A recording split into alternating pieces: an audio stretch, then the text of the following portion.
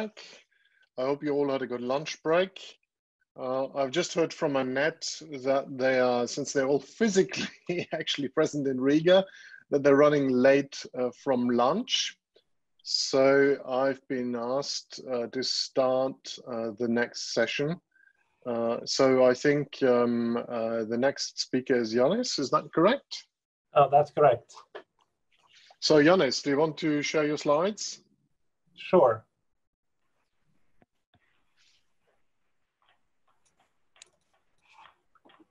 Can you see my slides now? Yes. Yes, we can. Thank you. Right.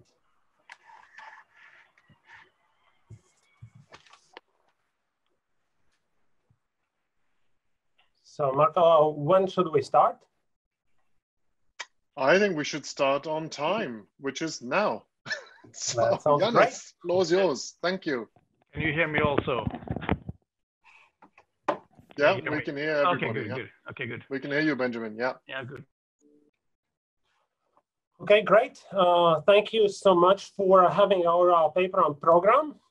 We will be presenting work on a link between household and corporate finance by looking at shareholder illiquidity and firm behavior, where we follow unexpected wealth tax shock to households that own business. The work is co-authored with Owen Buren and Bogdan Stachescu at BI Norwegian Business School. So the main research idea is to have a sort of simple, controlled, natural experiment where we see liquidity shocks at personal level and see how these shocks propagate to corporate level, and then see what we can learn about corporate finance and perhaps have some policy implications for taxation in addition. So we link personal liquidity with corporate liquidity, and therefore also link household finance with corporate finance questions, and have implication for policy debate on unintended consequences on strictly personal taxes, which act as if they are corporate taxes. So our setting is to examine small private firms. So we look at population of these private firms, which are generally thought to be more financially constrained than large firms, and also often have controlling owners, so highly concentrated controlling owners, which are less diversified than an average owner, and they're also perhaps would be more susceptible to liquidity shocks. And therefore, we initially thought that we also would be able to use the setting to follow liquidity shocks from these owners to firms. So what is liquidity shock that we have in mind?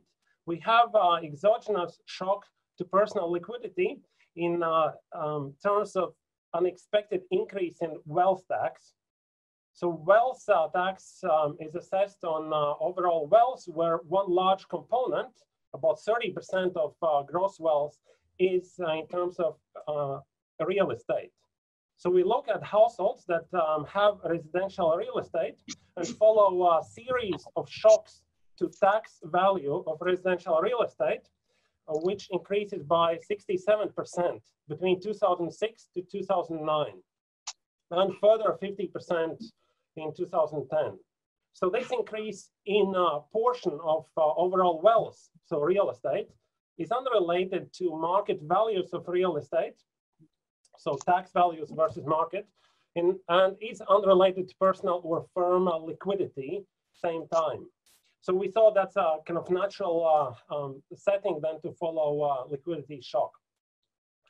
So tax payment that we are examining, so wealth tax payment, becomes significant portion of personal liquidity. We take ratio wealth tax to liquid assets, and wealth tax to liquid assets ratio increases from 2.3 to 7.4% in a reform period. So we follow the personal liquidity to the firm and show that 1% increase in wealth to liquid asset ratio will lead to drain on liquidity from the companies. So payout ratio will increase by 0.5%, and cash holdings will decrease by 1%.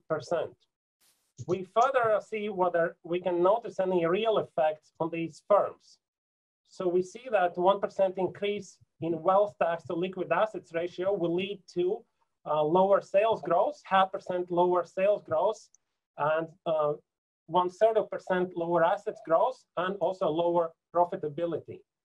So remember, we'll be looking at households that own small firms. So households running these small family firms, which, as we've seen from previous speakers, are vital for economy and account for large part on any kind of metrics of economic activity.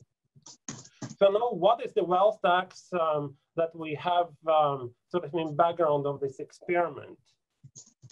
So the tax base is household net assets, so gross assets minus debt, and gross assets are composed of real estate, bank savings, traded, non-traded shares. So the tax base itself is largely unrelated to firm situation. Remember, undiversified owners and their own firms enter with lag with book values in this calculation. So real estate has conventional value until 2010, and then it is linked to market value. So these steps that we examine in increase in tax value of real estate brings real estate in some relation to market values by 2010. Also, there is two things happening. While tax base gets changed, also a threshold until which you do not pay wealth tax changes, it increases. So we see fewer taxpayers paying more over time. So now,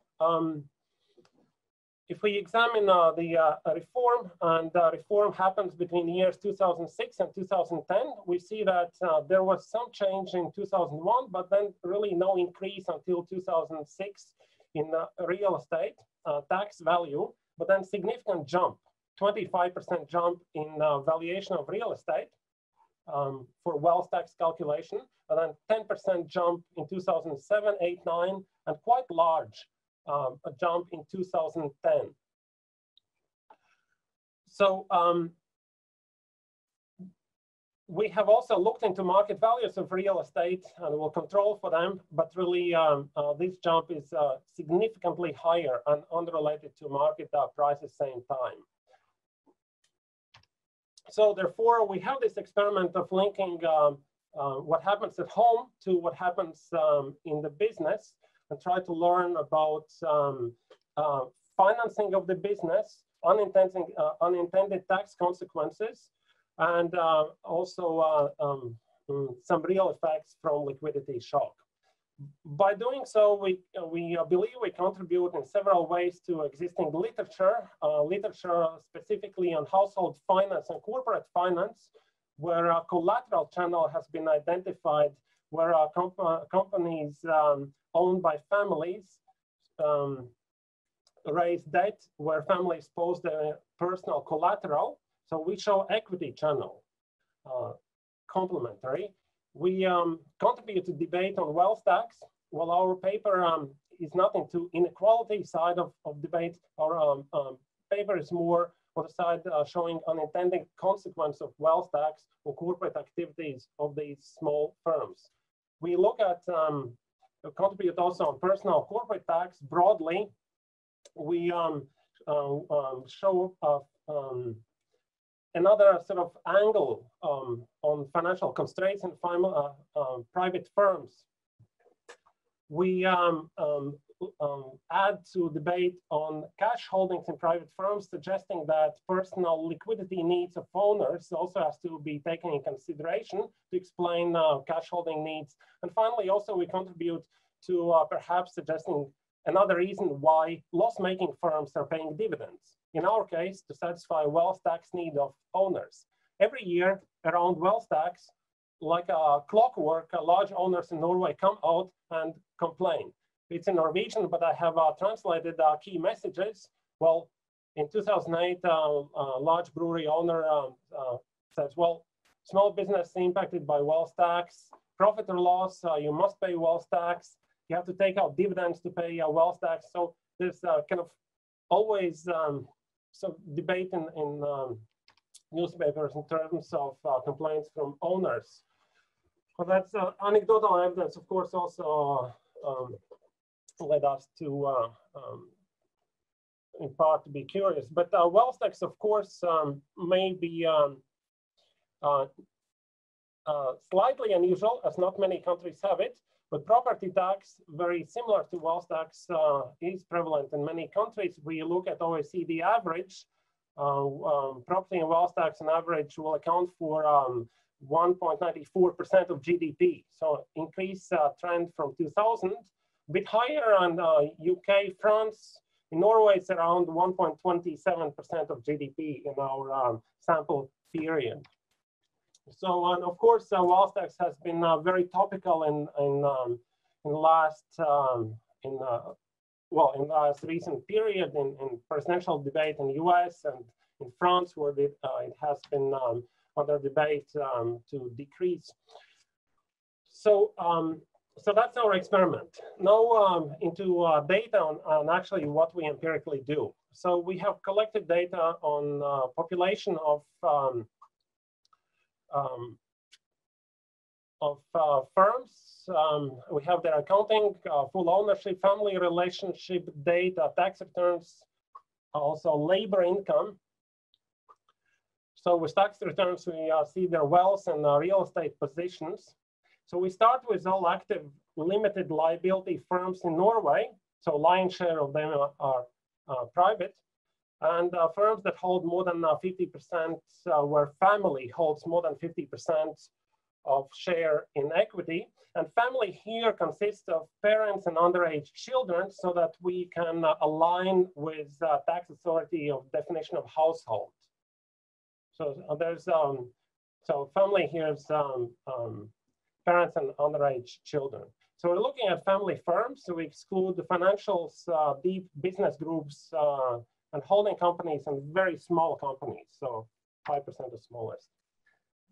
We noticed early on that we have a list of owners that own companies that have residential real estate and some that do not have residential real estate, and we'll use it to contrast both to tease out the difference of the shock. So for example, if you pay tax and own real estate, by the end of our sample period, you would pay 134,000 kroners in wealth tax, while if you did not own real estate, by the end of sample period, you would pay 74,000 kroners in wealth tax. In today's terms, you divide by 10 to get euros. Around that time, it's more like 6, 7. So now our reform years are from 2006 to 2010. What we see that over years, about half of families that own business pay wealth tax. Number of payers goes down as we expected, but there's also a huge difference between a number of payers that own real estate versus those that do not own real estate. Further looking at illustrative statistics to illustrate sort of significance of the wealth tax. Remember, wealth tax is around 1% of your net asset. Doesn't seem like big amount.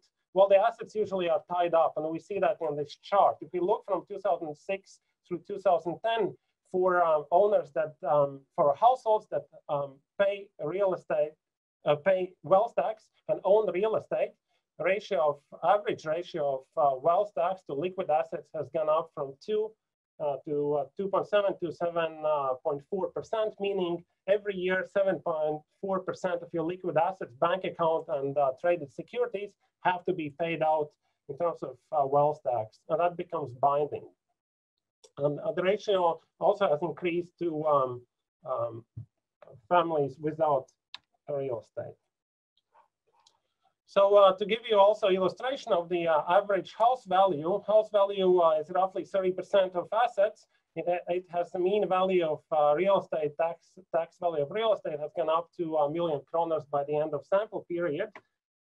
And we also noticed early on that a large part of our sample exhibits exactly statutory change in value of real estate, change in real estate from one year to another. And we use this sample on the very right to create clean sample for our experiment.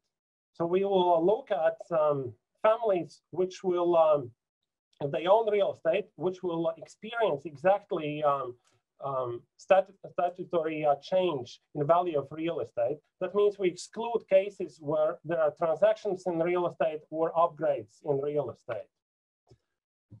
Here we show that the change that we are presenting in orange graph, the mean tax value index of real estate, has gone up significantly more than blue line, which is market price index.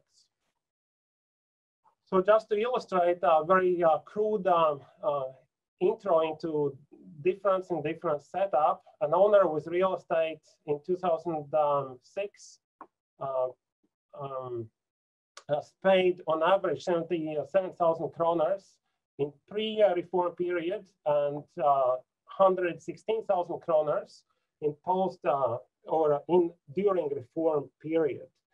And the difference when I compared to owner without real estate is quite stark, where ones with real estate have significantly have been burdened significantly more than the ones without real estate by tax reform. So now we bring this one to first question about impact on company liquidity, and we take it to payout measure from companies that these households own. So we see in the solid lines reflecting taxpayers that there's opening wedge between households that own real estate versus households that don't own real estate in terms of payout from their companies. So now we take it to a regression setting and control for family and firm characteristics to show that there is significant relationship between wealth tax to liquid asset ratio and payout ratio, which we measure in 4 different ways. So wealth tax goes up, dividends go up. We measure it by payout ratio, by distressed dividends defined as dividends from loss-making companies. We add salaries to dividends to arrive at the same conclusion. And we also look at changing cash holdings in firms. So therefore, we conclude that we see liquidity drain from firms where households are shocked by real estate bill increase.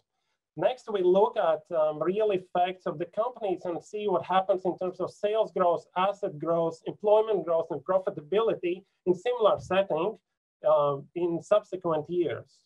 And we see a significant relationship in increase in wealth tax bill to sales growth, so with negative sign, with asset growth, no effect on employment growth, which is consistent with family firm literature showing that employment is quite persistent over upturns and downturns in family firms.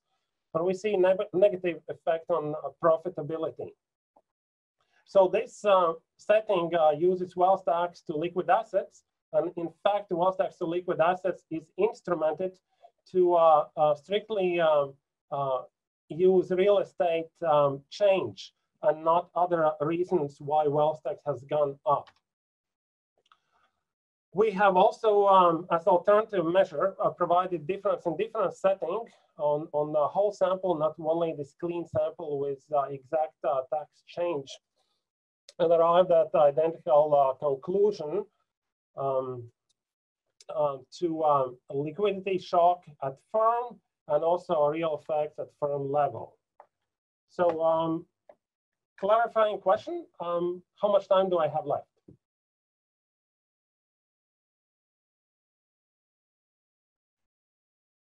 So you have 1 minute.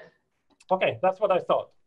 Then I will conclude. So we look at personal liquidity shock and see how that propagates to firm level. We see that there's link between a liquidity shock on household level to liquidity shock at firm level with real effects for the firms that these households own.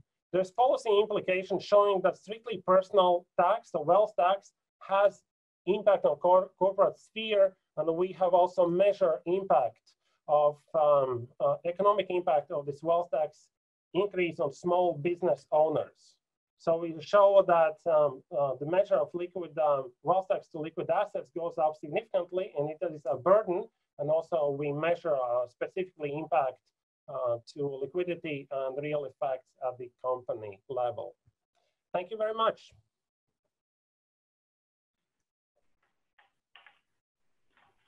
Okay, thank you. Great, Janis. So thanks for your presentation. So Benjamin.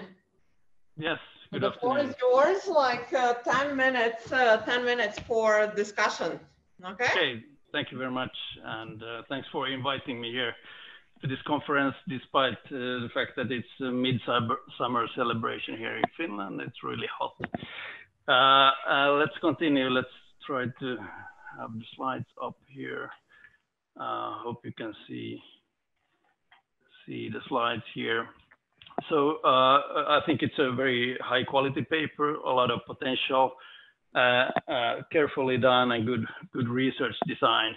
If I start with perhaps a bit more top-down comments, anyway, just to recap of the paper explores the effects of controlling shareholders, tax increases on firm policies. And we have seen that, you know, these taxation changes will affect the behavior of large shareholders and will affect the dividend policy and then consequently the outcome variables, you know, like profitability and other sales growth and so on. And the paper suggests that there's a shareholder illiquidity channel, kind of equity channel, that this illiquidity has a causal effect on firm behavior. And I will go into some comments here, and the data, you have a clean data where you look at active limited liability companies in Norway with a wide family holding more than 50% of equity.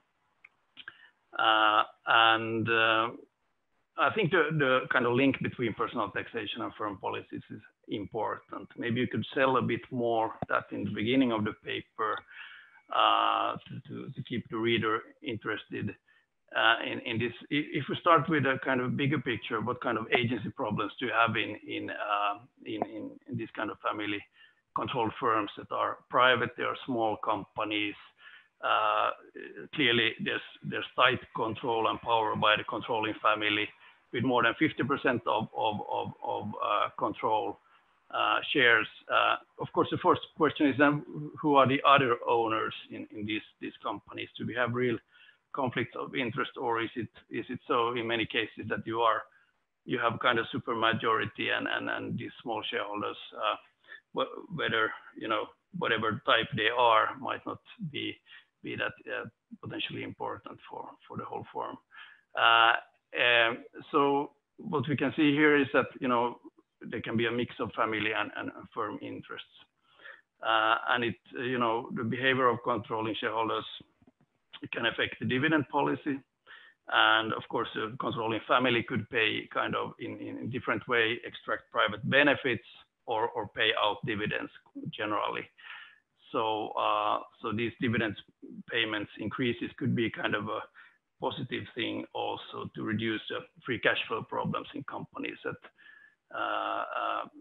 so it's not obvious that for me, when I read the paper, it wasn't clear theoretically that this actually is bad for the long term.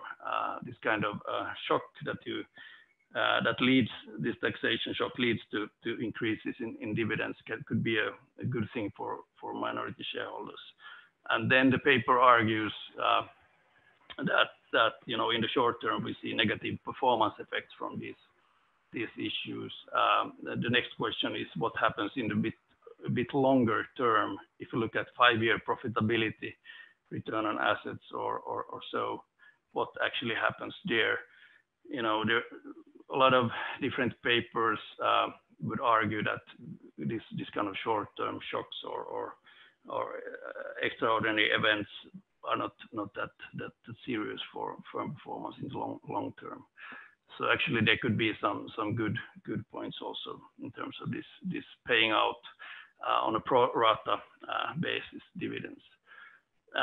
You know, the question to me was, you know, who are these other owners? Could you open up that a bit more kind of who's potentially suffering from these corporate policies that you argue are value decreasing? So we know that in legal environments where the investor protection is good, you typically these controlling shareholders, they can overpay themselves. That's one way to extract private benefits. Or they can hire relatives in management positions quite easily and tightening control. And those are probably the two options available in a very developed market like Norway. So this comes another, and you also measure these salaries and payouts to kind of controlling shareholders in that way, to the extent that they actually work for the company. Yeah, so one suggestion would be to look at what happens after these bigger shocks. You know, we kind of, as long-term investors, you would allow a lot of kind of temporary shocks to firm profitability, and that would not be a big problem. So that was kind of my main point in a sense, that you could find different trade-offs, you know, pros and cons with your tests. That obviously you draw this conclusion that this is a way for controlling families to take advantage of kind of the companies and fix their own money problems. And that could certainly be part of the discussion, but the bigger policy implications were not kind of convincing to me yet. But I see the research design is really good in this paper, and I would like to see a bit more on these things. Kind of you could develop a theory and hypothesis section maybe as a separate section. I would like to see that kind of structure, and maybe in the end of the day, it's kind of about this value creation in family firms. You know, especially when you look at from the perspective of minority shareholders. Of course, families can do whatever they want. They can pay dividends. They can keep low valuations because of expropriation. But from a minority shareholder perspective, they would be interested in this kind of keeping up the valuation or the performance of the firm, so that they can exit and so on, transfer the shares. So those were some of the comments that came to my mind. Very good paper overall, and then it really kind of adds to the literature clearly. I like to see it published in a good journal, and I wish you good luck with the paper. And thank you. Okay, thank you. Thank you, Benjamin, for your comments, and thank you for joining from during like this midsummer celebration, yeah, in Finland. So now I give the floor to Dainis Vodolagins, who is head of tax at Eversheds Sutherland Bitāns, and he will share like his experience from like tax issues in business transfers within family firms, right? Yeah, so please. Hello everyone. Hello dear participants. My name is Dainis, and it's a pleasure for me to speak today to you on the matter of how the shareholder illiquidity can impact the firm's behavior, and also how does that relate to the taxes. Now, the topic which was raised in the paper is very compelling to me, since as a tax advisor, I'm working with the high net worth individuals and their management, often trying to find the balance between the firm's interest and what happens at the shareholder level, and what are their needs, including as well also their liquidity position at the moment. Now, in the Baltics, speaking of my practical experience, it's hard to compare directly the subject of the paper and of the research, since we simply do not have a wealth tax here. But inevitably, other taxes do impact the behavior of the firms, and also highlight the relation between the tax consequences of the shareholders and the firm's behavior. More specifically, for example, I'd like to say that on one hand, taxes do not differentiate between the family businesses and all other businesses, but these are the family-owned companies that do most often experience impact of the tax burden laid upon the shareholders on themselves. From my experience, what typically is being impacted most by the fact that the company is planning to distribute some of its profit to the shareholders due to their own personal reasons is that some development projects obviously are getting to lack some financing. It also becomes it also becomes more complicated to service some existing debt. So sometimes what we have faced in situations where the company's management is, by shareholders' decision, obliged to distribute certain part of the profit, then as a result, company may have struggles servicing its existing debt obligations, and then it needs to restructure them. Basically speaking of the tax relation with the shareholder liquidity and how that impacts the firm's behavior, I'd like simply to probably highlight one important aspect which needs to be considered every time planning the succession long term, as was highlighted multiple times today during the sessions. It needs to be work which is done constantly and is not sort of a one-off event. So those who are planning their succession and also transfer of the businesses, they definitely do it long term, so that's good practice. And what needs to be considered is obviously tax changes. So I'd like to illustrate maybe just two examples on what kind of tax changes might impact and how the businesses and their shareholders. Probably starting one with Latvia is that some of you might know that already as of 1st January 2018, Latvia has a very specific tax regime which allows companies to pay zero tax until they do distribute their profit. And on imposition of that tax reform, there was a transitional period foreseen up until end of last year, until 31st December 2019. There was a preferential tax rate for the profit which has been accrued by the companies in previous years up to the tax reform. So the specific provision has allowed the companies to withhold only 10% personal income tax on payments to their to individual shareholders, whilst following that date, the same profit, if not distributed till the end of last year, would have been subject to 20% withholding tax. As a result of that, willingly or not, many businesses have adopted decisions on profit distributions. A lot of them have happened last quarter of previous year.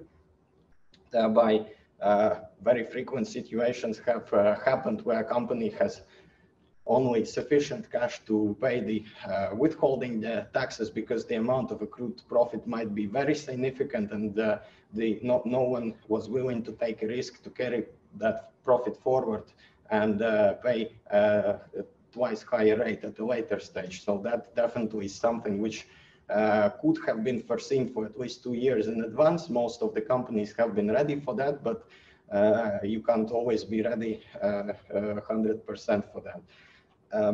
Another aspect of the tax reform, just to maybe put the whole picture and maybe raise some discussions later and questions. So for example, non-resident shareholders following starting from 1st of January this year have sort of lost opportunity to credit their withholding tax paid in Latvia against their tax liabilities in their resident country, simply because Latvia does not levy any withholding tax on dividends anymore. Instead of that, we only have an increased corporate income tax rate, and the corporate tax is now applied at profit distribution. Therefore, for non-resident shareholders, and individuals who are directly shareholders in Latvian companies, the extraction of dividend has become otherwise more expensive now, and it actually might drive some foreign capital companies not to distribute profit as often as it used to be before, or maybe restructure their corporate structures to be able to distribute that profit in the way needed for the shareholders. One other example, not related to Latvia, but more related to, also related to tax changes, but in this case it was not a change in the tax environment, but also mobile movement and settling in other jurisdictions by the shareholders and the controlling shareholders is also very important. For example, there has been a case where a shareholder has started considering transfer of his business to his descendants and has decided to relocate from Belarus to Russia, to Poland. And one thing he has considered is that the tax rate would increase from 12% to 32%, but the plan was to keep the profit and distribute it at the firm's level.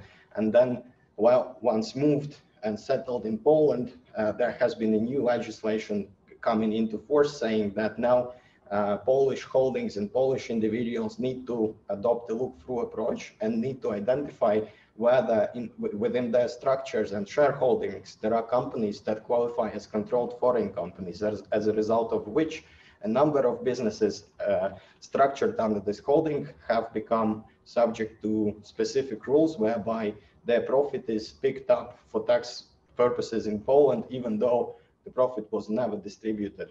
So this also probably impacted in some way how that specific shareholder would consider his profit distribution in the future. So I think this is on my side what I wanted to share with you today. So if you have some questions, you're free to ask. Thank you. Mm-hmm.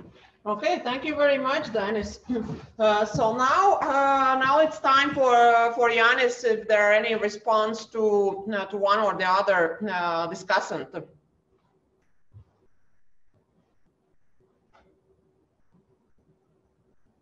Janis?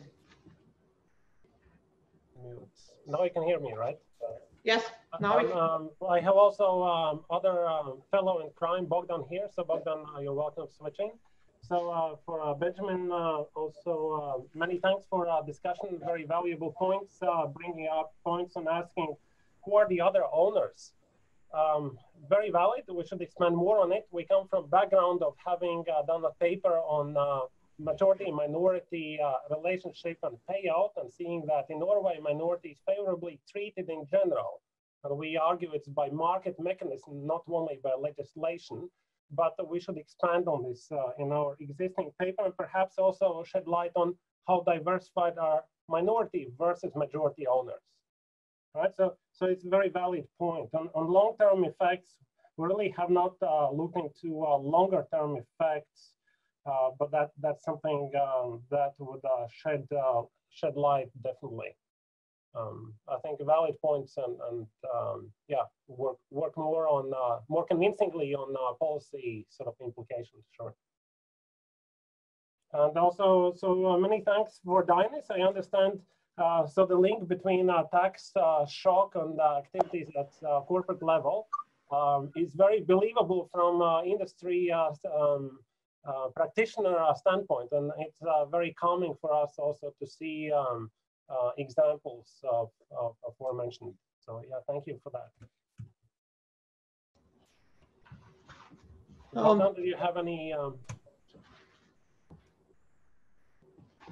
Yes, so thank you very much for a very nice discussion. So we've been taking lots of notes during your talk. We would appreciate if we get the slides. And just to answer what Dainis said earlier, so we can show you here what happened in Norway when they increased the tax on dividends. So you can obviously spot here which was the before and which was the after period. So indeed, putting our research in a nutshell, we find that taxes are important for small businesses, in particular for family firms. So I think that would be our main message.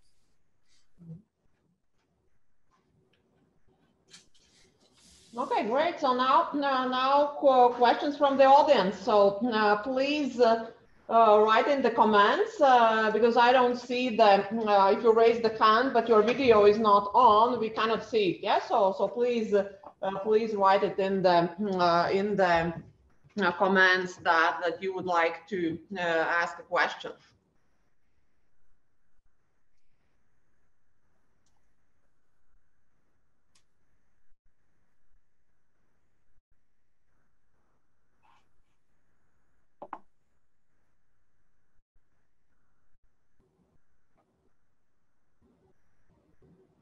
Marco, you usually have questions.